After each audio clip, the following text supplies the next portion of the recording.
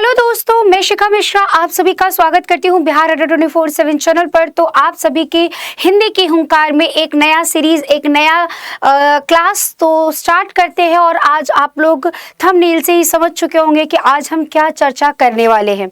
बहुत सारे बच्चों को संज्ञा के बारे में पता होता है, बहुत सारे बच्चे संज्ञा से संबंधित प्रश्नावलियां जो होती हैं उसमें कुछ गड़बड़ भी कर देते हैं। तो आज इन्हीं पर ही हम थोड़ी सी चर्चा करने वाले हैं। आप सभी लोग एक बार सेशन को शेयर कर दीजिए, सेशन से जुड़ भी जाइए और ये आपके लिए बहुत महत्वपूर्ण रहने भी वाला है टॉपिक। तो हम धीरे धीरे एक एक करके इस टॉपिक को अच्छे से समझेंगे। चलिए तो क्लास को स्टार्ट करते हैं, ज्यादा बातें ना करते हुए। ठीक है, चलिए एक मिनट बस। चलिए तो सबसे पहले जो मैं आपको बताऊंगी संज्ञा, जो टॉपिक हम स्टार्ट करेंगे,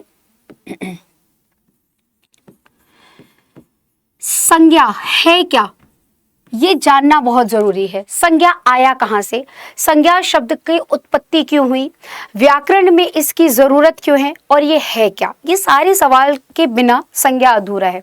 तो सबसे पहले संज्ञा एक पद है। पद मतलब जैसे पद शब्द के रूप में प्रयोग किए जाते हैं, पर एक पद का ही एक ये रूप होता है, पद की एक भाषा होती है। ठीक है, उसमें हम इसको प्रयोग करते हैं। अब इस संज्ञा को समझने के लिए पद जानना जरूरी है, और पद मतलब शब्द, तो हमें ये शब्द जानना होगा, ये शब्द होते क्या है। ठीक है, तो सबसे पहले चलिए हम शब्द के बारे में जानते हैं। शब्द क्या होते हैं?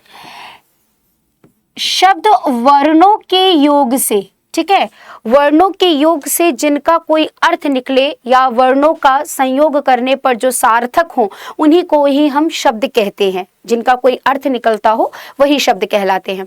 तो इस शब्द को हमने 4 भागों में बांट दिया। कितने भागों में बांटा है? 4 भागों में बांटा है। ठीक है, सबसे पहले नंबर पर आता है व्युत्पत्ति के आधार पर। व्युत्पत्ति के आधार पर,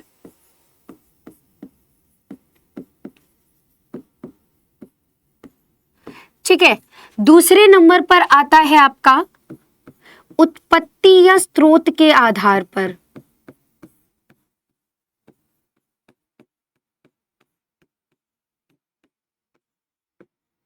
तीसरे नंबर पर आता है आपका रचना के आधार पर।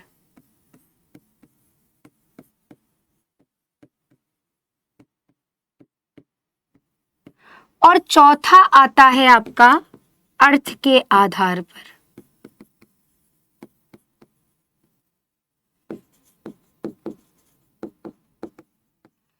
ध्यान से समझिएगा, व्युत्पत्ति के आधार पर, उत्पत्ति या स्रोत के आधार पर, रचना के आधार पर और अर्थ के आधार पर शब्द को 4 भागों में बांटे गए। ठीक है, अब इन्हीं को ही एक एक करके समझ लेते हैं। सबसे पहले नंबर पर आता है अगर व्युत्पत्ति, तो इसको 3 भागों में बांटा गया। कितने भागों में? 3 भागों में, रूढ़, यौगिक और योग रूढ़। ठीक है, दूसरा हो जाता है अगर हमसे पूछा जाए उत्पत्ति के आधार पर या स्रोत के आधार पर शब्द कितने प्रकार के होते हैं, तो शब्द हमारे 4 प्रकार के हो जाते हैं। तत्सम, तद्भव, देशज, विदेशज। हालांकि होते तो 5 हैं, देशज को हटा दिया जाता है और संकर रखा जाता है, किंतु हम 4 लिखते हैं। ठीक है, तो ये हो जाते हैं 4 और ये हो जाते हैं 3 प्रकार के। रचना के आधार पर यदि आपसे पूछा जाए रचना के आधार पर शब्द कितने प्रकार के होते हैं, तो रचना को 2 भागों में बांटा गया है। इसको ना मैं थोड़ा अलग से बता दूंगी क्योंकि एक पर यहाँ पर खिचड़ी बन जाएगी। तो इन दोनों को इस पर देख लीजिए, नेक्स्ट को मैं अगले स्लाइड पर बता देती हूँ ताकि आपको लिखने में और खिचड़ी ना बने। आप अपने कॉपी में एक ही जगह बना लीजिएगा। ठीक है, दूसरा आता है जब हमारा रचना के आधार पर, तो रचना के आधार को 2 भागों में बांटा गया। ठीक है, रचना के आधार पर इसको 2 भागों में बांटा गया।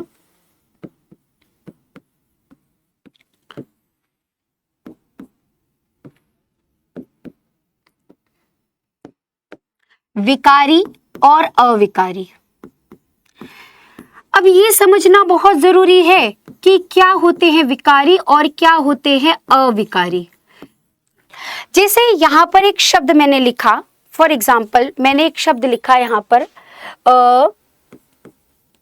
लड़की। ठीक है, तो क्या लड़की शब्द का मैं लिंग परिवर्तन कर सकती हूँ? आप कहेंगे जी हाँ मैम, लड़की का लड़का कर सकते हैं। मैं कहूँगी क्या लड़की का मैं वचन परिवर्तन कर सकती हूँ? कहेंगे जी हाँ मैम, लड़की का लड़कियाँ किया जा सकता है। तो जिस शब्द को, ठीक है, इसी प्रकार से मैंने एक शब्द लिखा यहाँ पर, उधर। ठीक है, क्या मैं उधर का लिंग परिवर्तन कर सकती हूँ? नहीं। क्या मैं उधर का वचन परिवर्तन कर सकती हूँ? नहीं। तो जिस शब्द का हम लिंग परिवर्तन कर सकते हैं, वचन परिवर्तन कर सकते हैं, उसे हम विकारी शब्द कहते हैं। विकार मतलब होता है परिवर्तन, और जिसमें परिवर्तन हो जाए उन्हें विकारी शब्द कहा जाता है। जिनमें परिवर्तन ना हो उन्हें अविकारी शब्द कहा जाता है। तो उसी का ही एक रूप हो जाता है विकारी, और इसको 4 भागों में बांटा गया है। संज्ञा, जो कि आज हम पढ़ रहे हैं, सर्वनाम, क्रिया और विशेषण। अब पता है बच्चा, आप कहोगे कि मैम डायरेक्ट आपने ये क्यों नहीं करा दिया कि डायरेक्ट आप मुझे विशेषण ही संज्ञा ही पढ़ा देते, इतना शब्द का चार्ट क्यों बनवाया? क्योंकि इसी पर आधारित कई सवाल हमारे एग्जाम में पूछ लिए जाते हैं कि स्रोत के आधार पर कितने हैं, उत्पत्ति के आधार पर शब्द कितने प्रकार के होते हैं, या शब्दों का वर्गीकरण कितने आधार पर किया गया है। या फिर पूछ लेता कि संज्ञा कौन सा भेद है, रचना के आधार पर संज्ञा को कितने संज्ञा किस भाग में आता है, तो आपको पता होना चाहिए विकारी शब्द है। तो इस पर सवाल बन सकते थे, जितने भी सवाल बन सकते हैं, इसीलिए इस टॉपिक को मैंने यहाँ पर रखा। अविकारी में आपका आ जाता है बच्चा क्रिया विशेषण। इसमें बदलाव नहीं हो सकता ना कोई, जैसे धीरे धीरे, है ना। मैं एक एग्जाम्पल दे रही हूं आपको, ठीक। फिर हो जाता है समुच्चय बोधक, संबंध बोधक,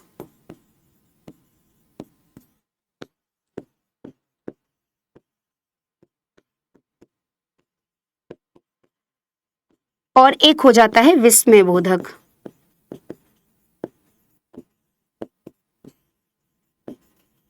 तो ये आपका 2 प्रकार हो जाता है। मैं साइड हो जाती हूँ, आप इसे लिख लीजिएगा। अच्छा, ये मिट गया क्या? सर्वनाम, क्रिया और विशेषण, आप इसे लिख लीजिएगा, ठीक है। ये आपके 2 प्रकार के हो जाते हैं रचना के आधार पर। और अंतिम में आ जाता है हमारा अर्थ के आधार पर। अर्थ के आधार पर भी हमारे 4 भाग में बटे हैं। अर्थ के आधार पर इसको भी 4 भागों में बांटा गया है। अगर आप पढ़ेंगे तो पहला आ जाता है आपका एकार्थी, जिसका एक अर्थ निकले, ठीक है। समानार्थी, जिसको हम पर्यायवाची भी कहते हैं, समानार्थी मतलब समान अर्थ निकले, ठीक है। अनेकार्थी, जिसके अनेक अर्थ निकले, और विपरीतार्थी, विपरीत अर्थ निकले, विपरीतार्थी, जिसका कोई विपरीत अर्थ निकले, उसको हम क्या कहते हैं? विपरीतार्थी कहते हैं। तो इस आधार पर अर्थ के भी आपके 4 भाग हो जाते हैं। तो यहाँ पर आज आपने शब्दों को अच्छे से समझा कि शब्दों को कितने भागों में बांटा गया है और रखा गया है।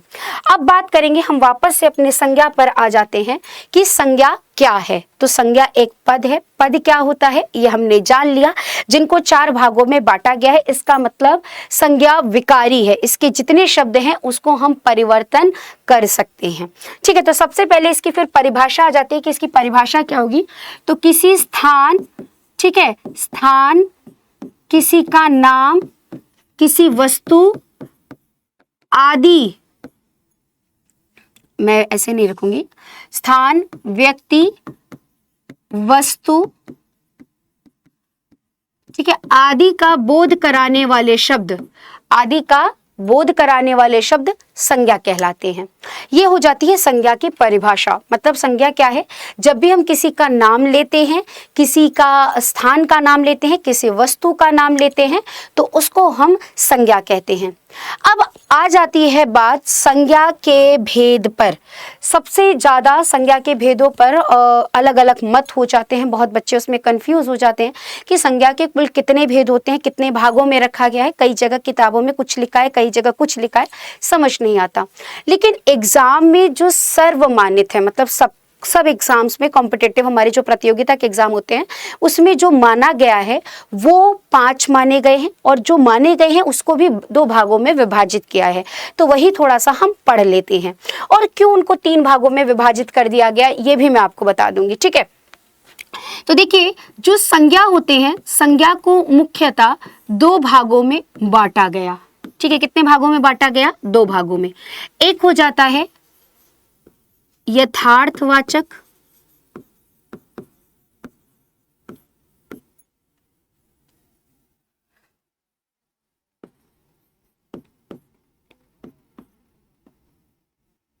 ठीक है, और दूसरा हो जाता है भाववाचक।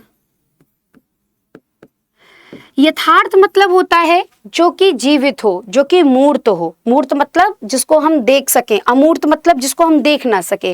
जिसको हम देख सकते हैं वह क्या है? मूर्त। सजीव भी हो और निर्जीव भी हो सकता है, एक तरीके से कह सकते हैं मूर्त। ठीक है, और भाववाचक अमूर्त, जिसकी आप मूर्ति भी नहीं बना सकते। ठीक है, आप जिसको देख नहीं सकते, सिर्फ महसूस कर सकते हैं, उसे कहा जाता है। तो संज्ञा को हमने जब 2 भागों में रखा, उसमें सबसे ज्यादा जो हम पढ़ते हैं वे हो जाते हैं व्यक्तिवाचक,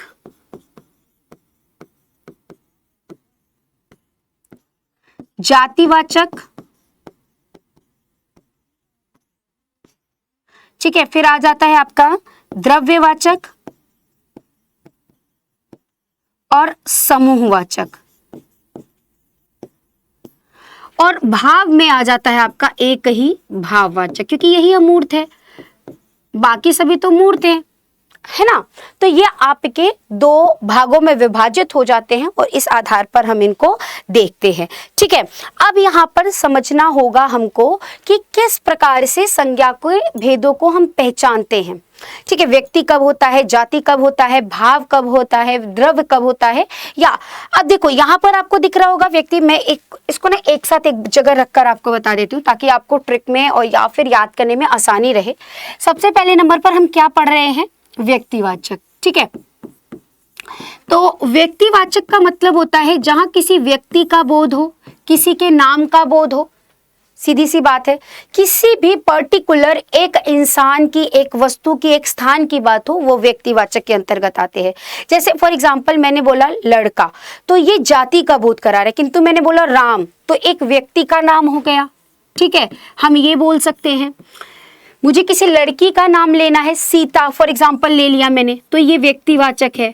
जैसे नदी में से मैंने गंगा का नाम ले लिया, ये क्या है? व्यक्तिवाचक है। मैंने हिमालय बोल दिया, ये हिमालय, ये व्यक्तिवाचक है। मैंने इसमें जैसे कि किसी भी स्थान का नाम ले लिया, जैसे आगरा, ठीक है, तो ये व्यक्तिवाचक है आदि। तो ऐसे बहुत सारे शब्द जो किसी एक विशेष का ध्यान आकर्षित करते हैं वो व्यक्तिवाचक के अंतर्गत रहते हैं। इसमें कुछ अपवाद वाले भी इशू आएंगे, मैं भी बताऊंगी उस पर। दूसरा आ जाता है हमारा जातिवाचक। जाति मतलब अब आप समझ लीजिएगा, जो हमने यहाँ पर लिखा उसी का ही जाति का बोध करा दे, मतलब उसकी पूरी कम्युनिटी की बात कर दे। फॉर एग्जाम्पल जैसे मैंने कहा लड़का, ठीक है, तो लड़का क्या है? मैंने नाम लिया तो व्यक्तिवाचक है, लेकिन जब मैंने लड़का कहा तो पूरी कम्युनिटी की बात कर रहा है, उसकी पूरी जाति की। लड़की, ठीक है, फिर जैसे मैंने बोला गंगा था ना, तो मैंने इसको कर दिया नदी। अब कोई भी नदी हो सकती है, अगर कोई एक नदी हो तो वो व्यक्तिवाचक है, अगर सभी एक पूरी जाति का बात कर रहे हैं तो वो जातिवाचक हो गया। ठीक है, पर्वत, फल, सब्जी, बहुत सारे, सब्जी, शहर, देश, नगर, ये सभी किसके अंतर्गत चले जाते हैं बच्चा? जातिवाचक के अंतर्गत आ जाते हैं। बात समझ रहे होंगे आप, इसीलिए मैं इसको साफ साफ अक्षरों में आपको साथ ही साथ लिखते हुए बता रही हूँ। तो आप समझ गए होंगे कि व्यक्ति जहां पर किसी एक की बात कही जाए और अनेक की बात हो, वहां जाति होती है। कम फंसा करो, बहुत ज़्यादा डिटेल हमको नहीं करना, हमें पीएचडी नहीं करनी, हमें अपना कॉम्पिटिटिव एग्जाम क्लियर करना है, ये अपने दिमाग में ज़रूर रखें। ठीक है, और जितने में आपको ज़रूरी है उतना संकुचित करके लेकर आती हूँ ताकि आप उतना ही पढ़ें और उतना एग्जाम के लिए क्लियर करें। तो इतना संज्ञा की अगर भेद की बात हम कर रहे हैं तो इतना सफिशिएंट होगा। ठीक है, दूसरी चीज़ आ जाती है, अब तीसरे नंबर पर आता है। जैसे फॉर एग्जाम्पल अभी जो मैंने यहाँ चार्ट बनवाया था, इस चार्ट में एक चीज नोटिस करना, ये जो द्रव्यवाचक है, द्रव्य मतलब आपको लगेगा पदार्थ होगा, आपको यही लगेगा, लेकिन बच्चा ध्यान दीजिएगा, द्रव्य मतलब चाहे वह आपका गैस हो, चाहे वह आपका तरल पदार्थ हो, चाहे आपका ठोस पदार्थ हो, इन तीनों की अवस्थाओं में जो भी नाम आता है वह आपका द्रव्यवाचक के अंतर्गत जाता है।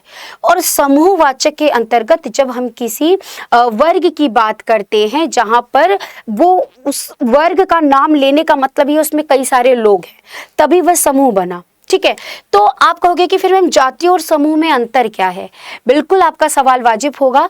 अगर हम जातिवाचक की बात करते हैं तो उसके अंदर हम पूरी कम्युनिटी की बात कर लेते हैं, किंतु जब हम समूह की बात करते हैं तो वहाँ कोई कम्युनिटी नहीं होता, वहाँ पर केवल हम किसी से, फॉर एग्जाम्पल मैंने बोला मेला, तो मेला कोई कम्युनिटी नहीं है।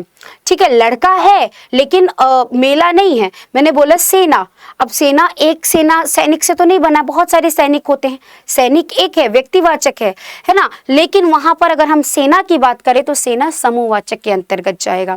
ठीक है, तो इसी कारण से व्यक्ति, ये जो जातिवाचक है, इसी के ये दो भेद हो जाते हैं, इसी कारण से ये तीन भेद माने जाते हैं, व्यक्तिवाचक, जातिवाचक और भाववाचक। समूहवाचक और द्रव्यवाचक को जातिवाचक के अंतर्गत ही बता दिया जाता है।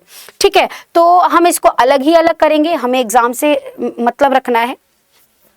तो जहां पर भी आपका तरल पदार्थ आ जाए या फिर आपका ठोस आ जाए, चाहे गैस की कोई, जैसे मैंने बोला सोना, चांदी, ठीक है, सोना हो गया, चांदी हो गया, ठीक है, लोहा हो गया, आपका दूध हो गया, आपका घी हो गया, तो ये सभी आपके किसके अंतर्गत चले जाते हैं? द्रव्यवाचक के अंतर्गत आते हैं, जिसको हम पदार्थवाचक भी कहते हैं। ठीक है, किसके, इसे हम पदार्थवाचक भी कहते हैं। बहुत बच्चे सुनते हैं कि मैम हमने पदार्थवाचक तो सुना ही नहीं, पदार्थ मतलब कोई वस्तु है ना, तो पदार्थ के लिए हम इसको प्रयोग कर रहे हैं, तो पदार्थवाचक भी कहा जाता है। और समूहवाचक जहां पर हम किसी समूह की बात करते हैं, फॉर एग्जाम्पल जैसे मैंने यहाँ पर लिख दिया आपके लिए सेना, ठीक है, मेला, आपके लिए लिख दिया मैंने सभा। ठीक है, अब सभा में कोई एक इंसान तो आएगा नहीं, समिति बैठेगी तो कोई समिति, कोई एक इंसान तो बैठेगा नहीं वहां पर, है ना, तो ये क्या हो जाते हैं? आपके समूह की बात करते हैं। तो ये तो मोटा मोटा सबको पता होता है कि संज्ञा के ये भेद होते हैं। अब दिक्कत कहाँ आती है? अपवाद कहाँ पर आता है? अपवाद नहीं है दिक्कत, आपके लिए ये अपवाद होता है। क्या होता है कि हम गलत समझ जाते हैं या गलत कर आते हैं। फॉर एग्जाम्पल आपके एग्जाम में आ जाए कि आजकल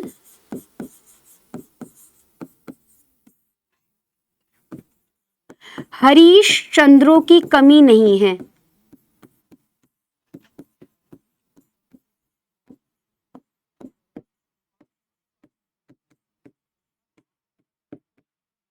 ये दिया गया, आजकल हरीश चंद्रों की कमी नहीं है। अब यहाँ पर आपको क्या दिख रहा है? किसी का नाम। यहाँ तो आपको क्या दिख रहा है? किसी का नाम दिख रहा है। तो आपको तो ये लगेगा कि मैडम नाम आया है तो ये व्यक्तिवाचक होगा, लेकिन आप इस पूरे वाक्य को थोड़ा सा समझिए, उसका अर्थ निकालिए कि अर्थ क्या दे रहा है। अर्थ में है कि आजकल हरीश चंद्रों की कमी नहीं है। तो कहने का मतलब हरीश चंद्र कौन थे? जो सत्य बोलते थे, है ना। तो यहाँ पर हरीश चंद्रो मतलब वो ऐसे लोग जो सत्य बोलते हैं, उनकी आज के युग में कमी नहीं है, बहुत लोग हैं।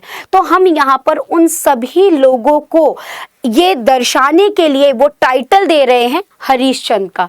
तो यहाँ पर हरीश चंद्र व्यक्तिवाचक ना होकर जातिवाचक के अंतर्गत आएगा। किस में आएगा? जातिवाचक। मतलब हमने उन सब लोगों को जो सच बोलते हैं उनको एक नाम दे दिया हरिश्चंद्र। मैं सबका नाम नहीं ले सकती, तो मैंने उन लोगों को एक टाइटल दे दिया हरिश्चंद्र का, जो कि सच बोलते थे। तो यहाँ पर हरिश्चंद्र ना व्यक्तिवाचक होंगे, बल्कि ये क्या हो जाएंगे? जातिवाचक हो जाएंगे। उसी प्रकार से देखिए एक और वाक्य लीजिए, जैसे मैंने यहाँ पर लिखूं, गोस्वामी जी ने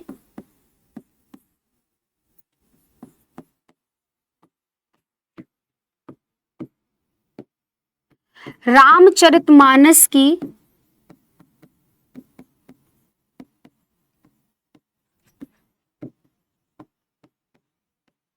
रचना की। ठीक ठीक है। अब यहाँ पर आपको दिख रहा है गोस्वामी जी ने रामचरितमानस की रचना की, तो यहाँ पर तो आपको ये लगेगा, इसको मैं रेखांकित कर दूं और पूछूं आपसे, तो गोस्वामी आपको लगेगा कि ये तो टाइटल है, ये जाति सूचक शब्द आ रहा है, किसी की जाति का नाम बता रहा है। किंतु यहाँ पर देखिए पूरे वाक्य का अर्थ निकाल लो। गोस्वामी जी यहाँ पर एक इंसान की बात हो रही है, तुलसीदास जी की बात हो रही है जिन्होंने रामचरितमानस लिखा था। तो यहाँ पर गोस्वामी जातिवाचक ना होकर व्यक्तिवाचक के अंतर्गत रहेगा। जब भी अब आप कहोगे मैम ये पहचानेंगे कैसे, तो बच्चा याद रखिएगा, जब आपको कोई शब्द दिया जाए कि आपको दे दे कि निम्नलिखित में से जातिवाचक शब्द पहचानिए, ठीक है, शब्द पहचानिए, और ऑप्शन में ए बी सी डी ऐसे करके ए में उसने कुछ व्यक्तिवाचक के नाम दे दिए, कुछ जातिवाचक के दे दिए, कुछ द्रव्यवाचक के दे दिए और कुछ समूहवाचक के शब्द दे दिए। तो आप वहां पर खुद शब्द के आधार पर तो पहचान ही लेंगे, और जब वो वाक्य के अंतर्गत देगा तो उसे रेखांकित करके पूछेगा कि बताइए इसमें कौन सी संज्ञा है। तो जब भी आपको, तब उस आधार पर केवल शब्द को मत देखेगा, उस वाक्य में उस शब्द का क्या रेलेवेंस है, क्या उसका उसमें संबंध दिख रहा है, उस आधार पर उसका उत्तर दीजिएगा, तो आपका उत्तर कभी गलत नहीं होगा। ठीक है, तो मैंने पूरी कोशिश करी है कि आपको अलग से भी और उसके अपवाद के साथ आपको बता पाऊं, ये उसके कुछ भेद थे। आप इसको और डिटेल से पढ़ना चाहते हैं तो मेरे साथ जुड़िए मेरी क्लास में। हालांकि मेरी क्लास रोज सुबह 10 बजे और शाम 5 बजे बिहार अड्डा पर चलती है, अड्डा 24/7 पर, तो आप वहां पर देख सकते हैं। साथ ही साथ अगर आप डिटेल बैच के साथ कि हाँ मैम आपके साथ हमें डिटेल से क्लास करनी है, तो आप मेरे साथ बिरसा मुंडा बैच के साथ जुड़ सकते हैं, जहां पर मैं इसी प्रकार से हिंदी को डिटेल से पढ़ा रही हूँ।